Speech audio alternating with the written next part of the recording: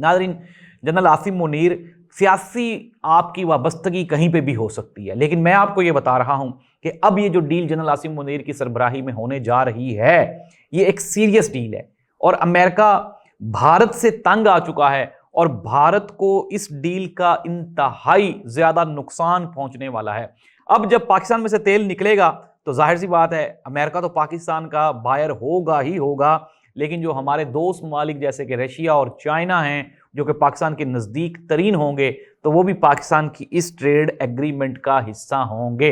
नाज़रीन, आने वाले दिनों में पाकिस्तान से अमेरिका के साथ जो रिलेशंस हैं वो भी मजबूत और मुस्तहकम होने जा रहे हैं। और दूसरी जो बुरी खबर भारत के लिए है कि डोनाल्ड ट्रंप ने 25% जो टैरिफ है उसको मुस्तहकम कर दिया है, मजबूत कर दिया, लॉक कर दिया है भारत के लिए।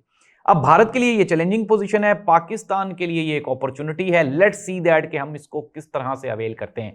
अब हम इसको देखेंगे सियासी तनाजुर में। सियासी तनाजुर में ये है कि पाकिस्तान में इस वक्त जमहूरियत की जो प्रेजेंट पोजीशन है वो इंतहाई वीक है। इमरान खान को बिला वजह हमने झूठे केसेस के अंदर जेल में रखा हुआ है।